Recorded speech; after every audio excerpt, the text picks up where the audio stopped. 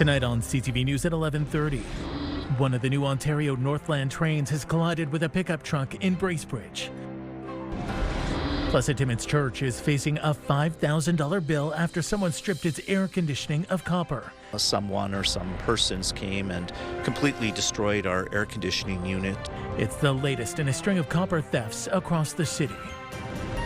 And a new transit system in Sault Ste. Marie, and some say they're already frustrated. It's still a 30-minute wait for each bus to get to a stop. The new Sault Loop is the first major change in the city since 2018.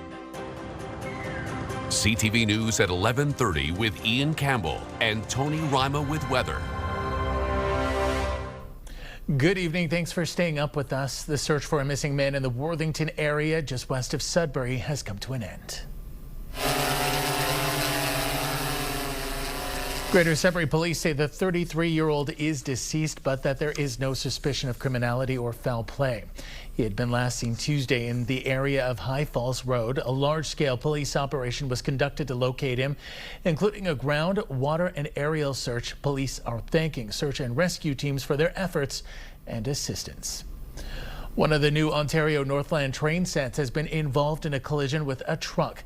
It happened in Bracebridge around 1:45 this afternoon on High Falls Road near Manitoba Street at a level crossing. Ontario Northland has confirmed to CTV News there were no injuries aboard the train. The truck driver had minor injuries. The train was in the process of staff onboarding and training before full passenger service. Lights were reportedly activated at the time of the collision. Some tense moments in North Bay last night as emergency crews responded to a house fire. It happened shortly after 8 o'clock Wednesday night in the basement of a semi-detached home on Dane Avenue. Fire officials say the occupant was alerted by smoke alarms and was able to quickly escape. Neighbors also all evacuated safely with their pets. The North Bay Fire Department is reminding the public that extension cords are designed for temporary use and should never replace permanent wires. Almost $29,000 in drugs has been seized following a string of drug busts in Echo Bay, Bruce Mines, and Sault Ste. Marie. According to Sault Ste. Marie police, detectives found 288 grams of suspected cocaine, several rounds of ammunition, brass knuckles, 2 vehicles, and almost $45,000 in Canadian cash. A 30-year-old from Echo Bay, a 28-year-old, and 25-year-old from Sault Ste. Marie are all facing several charges. All 3 are being held in custody awaiting bail hearings. Conservation officers are looking for the public's help in finding who removed a research net from Gooley Bay. According to the Ministry of Natural Resources, a gill net had been set in the water as part of a lake sturgeon research project. Between 11:51 a.m. on July 1st and 8:30 the following morning, the net was removed by an unknown individual. It was also marked with large yellow floats labeled Department of Fisheries and Oceans Scientific Equipment. A Timmins church is facing a $5,000 repair bill after thieves stripped copper from an air conditioning unit on site. Police say the incident is one of a series of copper thefts in the city. CTV's Lydia Chubak reports. The pastor of St. Anthony of Padua Cathedral says the damage to the rectory air conditioning unit has left the parish frustrated. Father John Lemire says the vandalism happened sometime between the evening of June 27th and the early morning hours of June 28th. Someone or some persons came and completely destroyed our air conditioning unit. Was thrown all over the lawn and had stripped all of the copper from it.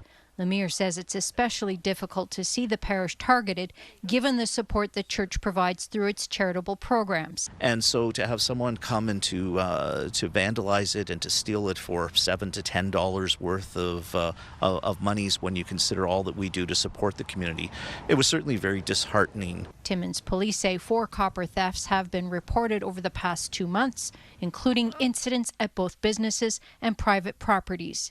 They're more likely to move along when they see cameras or well-lit areas. As far as specific to air conditioners, you can get security cages that secure AC units, as well as tamper alarms on those cages. Lemire says the theft has also raised concerns about how safe people feel in their own community. We need to do something as a community to be able to move forward so people feel safe, that people don't feel so vulnerable. and that we have a sense of law within our area, that we can be who we used to be. Meantime, police say the investigation remains active as the parish awaits delivery of a new unit, which will be installed with additional security measures. Lydia Chubak, CTV News, Timmins. Tiny styrofoam particles are scattered around a downtown construction site, on the sidewalks and near storm drains in downtown Sudbury as the former Scotia building is being renovated. CTV's Elena Everson reports. This is the former Scotia Tower, an office building that's currently being renovated into apartments. The city confirms it contacted Panoramic Properties earlier this week after styrofoam debris blew from the construction site. The city says it asked the developer to stop the project until the issue was addressed and appropriate containment measures were in place to prevent further debris from leaving the site. The developer implemented control measures to address the city's concerns, and work has resumed. Our cameras captured screening under some nearby sewer grates, but not all of them. Styrofoam can be seen collecting on the grates along parts of Durham Street. In an email, the city noted styrofoam particles that enter catch basins can break down into persistent microplastics and be transported through the storm sewer system into local waterways. For this reason, the city says it takes this matter seriously.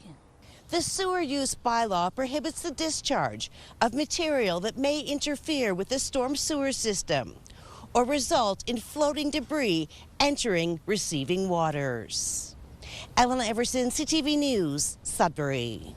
And CTV News has reached out to Panoramic Properties for further comment. Transit riders in Sault Ste. Marie are adjusting to a new system, but there's frustration for some, with city officials saying the changes focus on efficiency. CTV's Corey Nordstrom has more.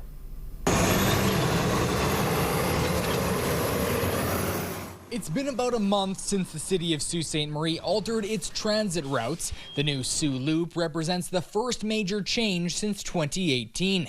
Even before the new routes were finalized, transit riders had issues with what was being proposed. If 3% of the population is using the bus system, and that's like roughly 2,400 people, and I had over 800 people sign my petition, that's over a third of your user base that is unhappy. So who is this helping? Transit officials say they heard from roughly 500 Suites before changes were made, and by consulting the community, three main priorities were outlined. People wanted increased frequency in bus services, more direct routes, and the elimination of on-demand service. The city claims it's addressed the issues and have cut wait times for key destinations from 30 to 15 minutes. That has not been the case.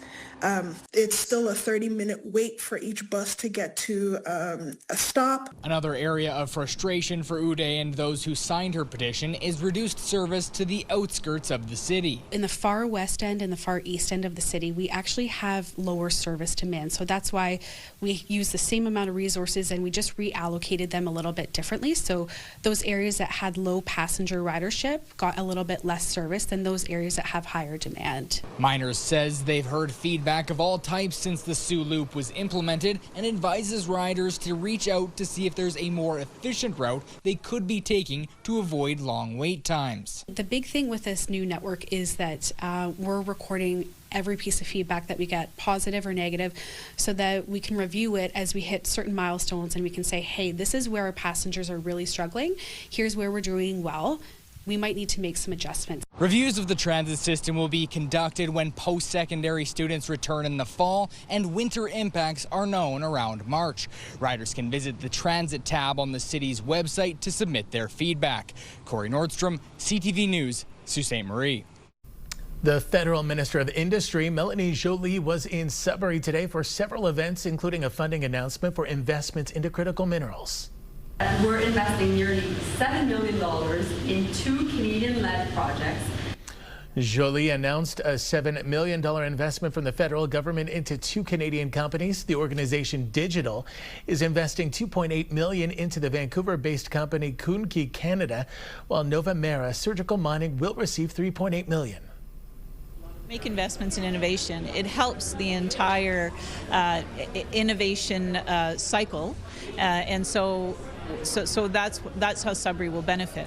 And also Sudbury will benefit and Canada will benefit because we know that critical minerals demands are very high, and right now the demand is outpacing our ability to process and produce critical minerals. Our first project here with Digital is in Kirkland Lake with our partner North Star, and in addition to actually looking at the mining, we're actually looking at the permitting framework as well, because when you change the footprint and you change the environmental sort of impact, you change what we're looking to do. Jolie was also in Sudbury for a reception hosted by the Sudbury Federal Liberal Association tonight at Place des Arts. Time now for a short break here on CTV News. Coming up, Tony will have our full weather forecast. For now, a look at the current conditions. And it is not too bad this time of night. Sudbury, you are the hot spot for this time of night. Still seeing some cloud cover across the city. 16 in clear skies in North Bay, 18 in Parry Sound, but still very humid in all three places. 16 in Kapuskasing, 15 in Wawa. You could see some thunderstorms roll in any minute off the Lake Superior coastline. 15 in Sault Ste. Marie, 18 in clear skies in Elliott Lake. We'll have the details after the break. When you see it happen, send it to CTV News. Text 10400 from your screen to ours. Text 10400. Good evening, everyone. Now your main weather, and we are going to start with our forecast radar. Clear skies overnight. Looks pretty nice, maybe a cloud or two. And come tomorrow, we have some rain in through North Bay along the North Shore, in through Sudbury, and also going into Parry Sound. But for the most part, clear skies, intermittent shower activity depending upon where you live. And the temperatures, well, they're going to be very comfortable. Let's take a look at your 7-day weather forecast, starting with Sudbury Nickel Belt. Tomorrow, spot on temperature-wise, 25 degrees with a mix of sun and cloud. Saturday looks beautiful. Sunday, we start to see some clouds roll in. The temperature starts to tick up, and there's a chance of precipitation. Both Sunday, Monday, Tuesday, Wednesday looks beautiful, doesn't it? 29, 28, and 27. Heading on over to Sault Ste. Marie. Algoma, mostly sunny tomorrow, 25, when it should be 24 this time of year. The temperature improves, increasing cloud cover on Sunday. Also some precipitation. Heading on into Monday, then we start to get some clearing skies. Looks pretty nice. 26 degrees next Thursday. For Timmins, Cochrane, and Kapuskasing, mostly sunny tomorrow, coming in at 26 degrees. Should be 24, so 2 degrees above normal. However, folks, it is summer, so embrace this heat. On Saturday, lots of clear skies. Sunday, clouds roll in, a 30% chance of rain. The temperature ticks up on Monday, and then we start to get a few showers and then some clearing heading into midweek next week. For Timiskaming Shores and Kirkland Lake, mostly sunny, 25 degrees, spot on temperature-wise. Temperature improves, and then the clouds and the showers arrive on Sunday. That carries over into Monday, Tuesday, and Wednesday look beautiful. Thursday, slightly below normal and mostly overcast. And finally, folks, your 7-day weather forecast for North Bay, West Nipissing. A mix of sun and cloud tomorrow. Should be 24, it will be 25, so slightly above normal. Those above seasonal temperatures continue. Sunday, increasing cloud cover, a chance of rain, 30% also chance of showers on Monday, but you'll see some sunny breaks in through Tuesday, Wednesday. Look at that beautiful sunshine. And Thursday, mostly sunny, coming in at 26 degrees when it's 24 this time of year. Folks, that's your 7-day weather forecast. Now it's back over to Ian. Thanks, Tony. Well, a new poll finds a majority of Canadians do not believe artificial intelligence will provide everyone with the same access to new opportunities. The poll conducted by the Angus Reid Institute found 56% of respondents say AI is more likely to create inequality than equality in society. 68% of people also reject the idea that everyone will be able to benefit from the technology. That comes as Canadians report using the technology more frequently. 16% of people say they use AI several times a day. That's up from 10% in November. On Saturday, the Canadian Snowbirds are set to take to the skies for their annual Hometown Air Show, which will be the last in the town for a while. The federal government is grounding the team as it sources new aircraft. As CTV's Donovan Mace reports, it's prompted one woman to lead the charge, pleading for Ottawa to rethink its decision. Born and raised on a farm just south of 15-wing Moose Jaw, Jana Kitts would watch and wonder the Canadian Forces Snowbirds practices as the team flew over her family's home. To me, they're more than an air demonstration squadron. But after learning in May the team would be grounded at the end of this air show season, she began researching the best way to keep that from happening. They do these amazing performances, and when you're watching, you're just getting this amazing, overwhelming sense of pride that they represent Canada. Kitts has since started a petition to the federal government aiming to have the Ministry of Defence rethink its decision to ground the team. Her letter to the House of Commons requests Ottawa continues the Snowbirds operations, even as it searches for new aircraft for the team. They're a special team to Canada. They're Canada's team. It just feels like that Canadians don't want to lose that in the transition period. Hundreds of Canadians from coast to coast to coast have already supported her petition. This is something that's ours. We're not going to let it go. It caught the eye of local MP Fraser Tolmie, who was quick to get behind the campaign. That shows the passion of our community. Jana is someone, a resident within our community and recognizes the importance of the Snowbirds, not just in the city of Moose Jaw or the province of Saskatchewan, but across Canada. And as the Snowbirds ready for their annual hometown show at 15-wing Moose Jaw Saturday, Kitts hopeful it's not the last. If we were able to see them continue in some capacity, it just really inspires a person to keep voicing concerns on matters that they're passionate about, and I think it just gives us a lot of hope. After garnering enough signatures to be presented to the House of Commons, Tolmie expects to read Kitts' petition when Parliament resumes this fall. Donovan May, CTV News, Moose Jaw. Montreal is now home to a rare document, part of a manuscript that's more than 1,000 years old. CTV's Angela McKenzie spoke with those responsible for taking care of the ancient artifact. There are thousands of books carefully preserved in the Université de Montréal's Rare Books and Special Collections Library. These boxes contain 8 precious new editions. When they arrived at the library, it was like like Christmas. Librarian Mathieu Thomas says thanks to an endowment fund, they were able to purchase rare items like this piece of parchment. It's a fragment of a manuscript written in Latin on animal skin from around the year 900, the time of Charlemagne. It's an exciting discovery for medieval studies professor Francis Gingras. They used old parchment to bind new books because they thought the text was not interesting. But that way we've kept some very old fragments of parchments. It's one of the oldest documents being preserved in a Montreal university. The fact that it's in such good condition, and you can really see it's the origin of our current script, the way we write. Like here, we have a very old, I think in French we call it psautier. The new acquisitions include this illuminated psalter from 13th century France containing parts of the Bible and an impressive volume of anatomy books from 1866. Some of the images are pretty gruesome. But before photography, these precise illustrations were a valuable tool for teaching medicine.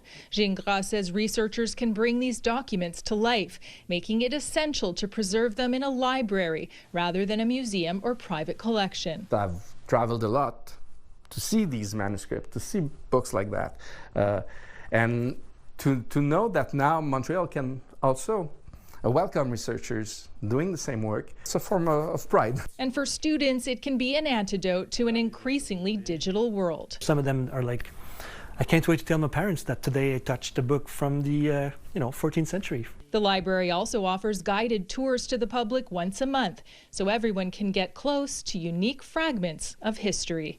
Angela McKenzie, CTV News. Still ahead tonight on CTV News. How a connection to Ireland in your genes could open the door to European citizenship.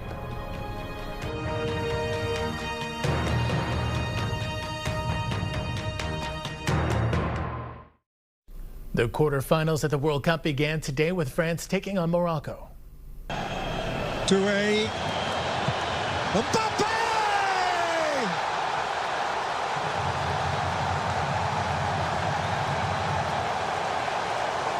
Simply It took until the second half for the first goal as France's Kylian Mbappe scored to give France a 1-0 lead. They added another goal shortly and went on to win 2-0, securing their spot in the semifinals. And we will have live coverage tomorrow on CTV impacting our 5 p.m. newscast. You can still watch for your local news at 6 and 11:30 or go online and keep up to date with us anytime at CTV News Northern Ontario.ca and the CTV News app. A Timmins man has been named head coach of the AHL's Toronto Marlies. The Toronto Marlies have named Steve Sullivan as the 9th head coach in franchise history. He replaces John Gruden, who will be behind the bench for the Maple Leafs this upcoming season as part of a new head coach, Jim Hiller's staff. Sullivan served as an assistant coach with the Maple Leafs during the 2025-26 season. Oil prices have eased today after the markets were rattled by the escalating conflict between Iran and the U.S. After hitting a 2-week high, West Texas Intermediate crude was down about 1% this morning, trading at just below $73 U.S. a barrel. The higher oil prices are expected to be felt at the gas pumps tomorrow. The head of Canadians for Affordable Energy says drivers could see a spike of 5 cents a litre in some parts of the country. The Near North Palliative Care Network is gearing up for its 17th annual butterfly release in North Bay this weekend. The event is expected to bring together about 600 families, caregivers, volunteers, and others in a shared celebration of remembrance. Participants will be releasing over 700 butterflies into the wild as a way to honor loved ones who've passed. Proceeds from the event go to support the Near North Palliative Care Network's programs and services, including visiting palliative care support, caregiver respite, and grief support. To celebrate, a way to remember your loved ones in a positive environment. We come together as a community when we release the butterflies, and it's just a nice way for remembrance, for celebration. Release of the butterflies is quite a majestic scene. The butterfly release is set for Saturday at the Kiwanis Bandshell in North Bay. Participants can reserve butterflies by calling the Near North Palliative Care Network. The music world is mourning the death of singer Bonnie Tyler. Now I'm only falling apart.